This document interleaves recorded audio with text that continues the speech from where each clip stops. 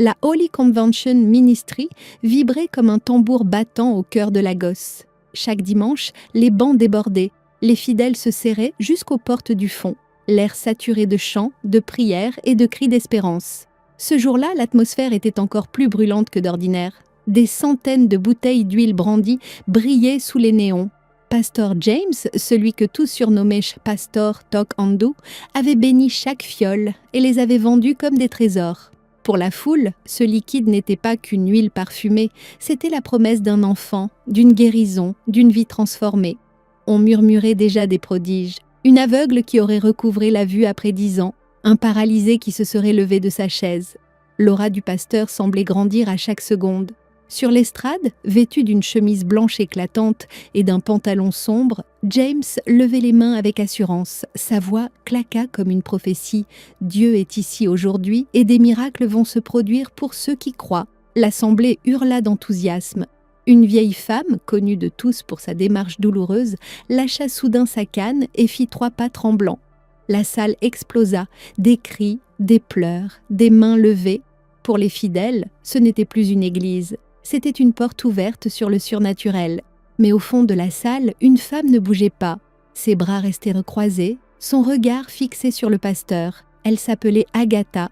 30 ans à peine, célibataire, elle avait rejoint la congrégation récemment, comme tant d'autres, à la recherche d'un miracle. Mais dans ses yeux, il n'y avait ni extase, ni larmes, seulement une vigilance glaciale. Car Agatha connaissait James d'avant. Elle se souvenait du prédicateur de rue, fatigué, ignoré, rassemblant à peine 30 personnes autour de lui. Elle se souvenait de ses prêches enragés dans la poussière, noyés dans l'indifférence. Et soudain, en quelques mois, le voilà transformé en prophète adulé par des milliers d'âmes. Cette ascension fulgurante, Agatha n'y croyait pas totalement. La veille encore, elle avait surpris une scène troublante.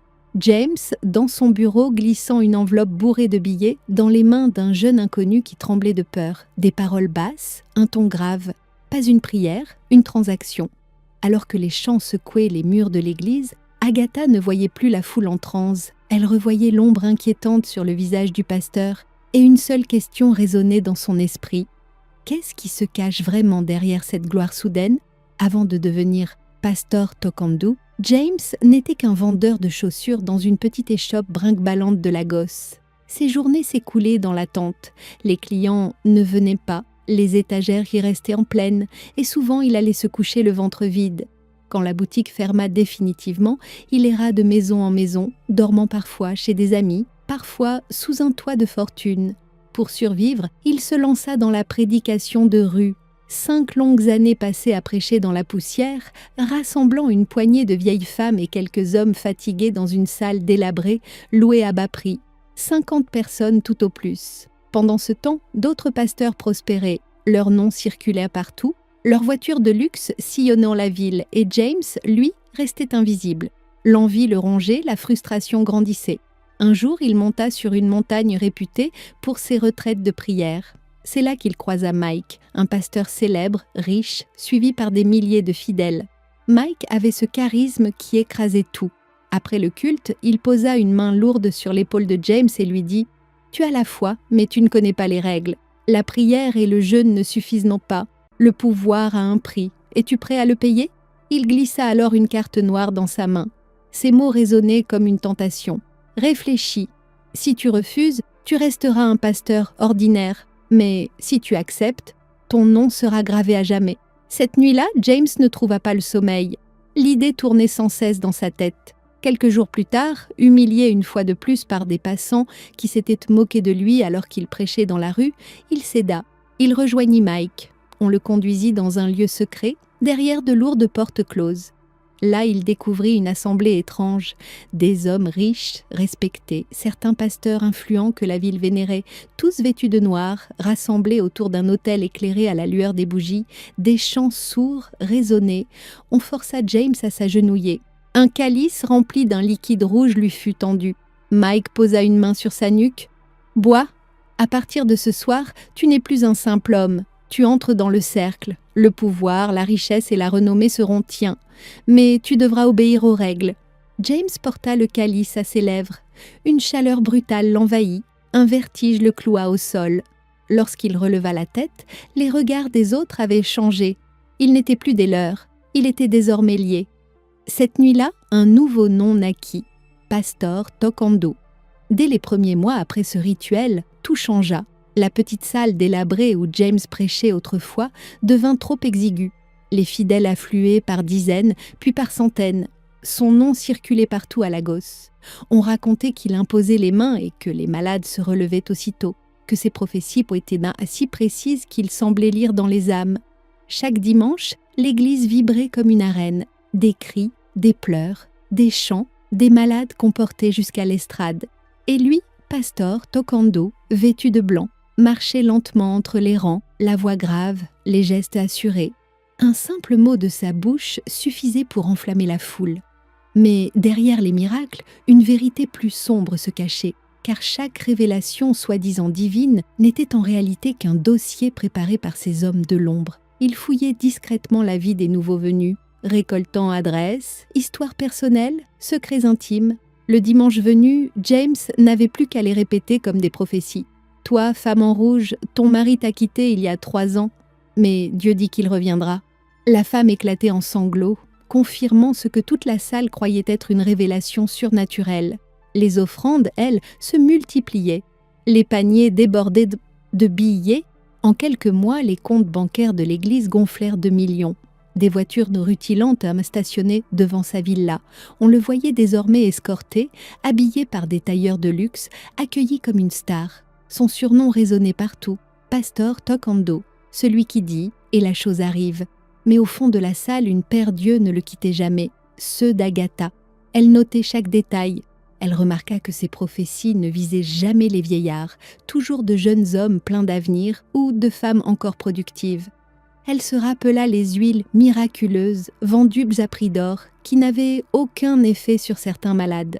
Elle repensa à l'enveloppe mystérieuse confiée à ce jeune homme dans son bureau. Tout en elle criait que cette ascension n'était pas l'œuvre de Dieu. Mais comment le prouver ? C'est alors qu'un nom lui revint à l'esprit.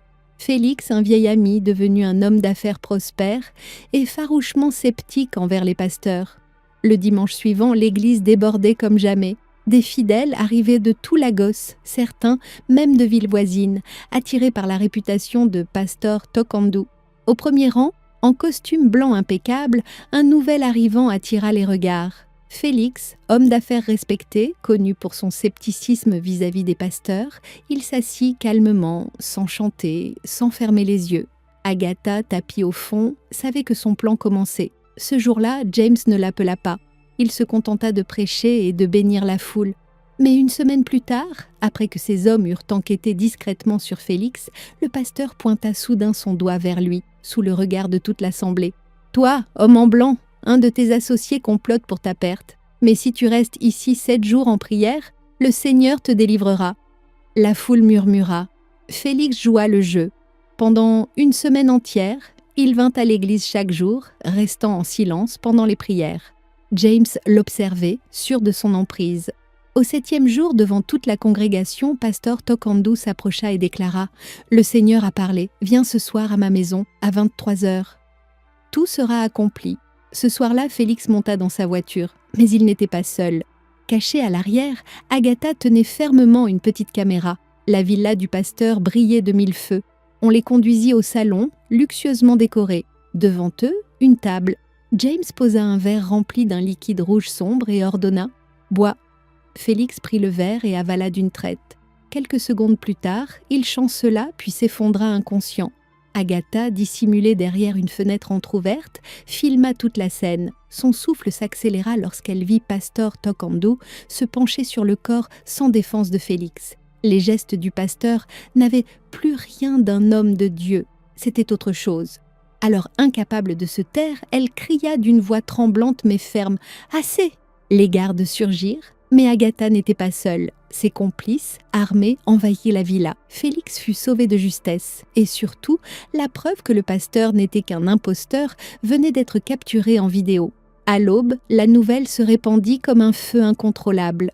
La police, alertée par Agatha et ses complices, investit la villa du pasteur. Les lourdes portes furent pas défoncées, les fidèles de la sécurité désarmés et les coffres de James ouverts sous les yeux médusés des enquêteurs.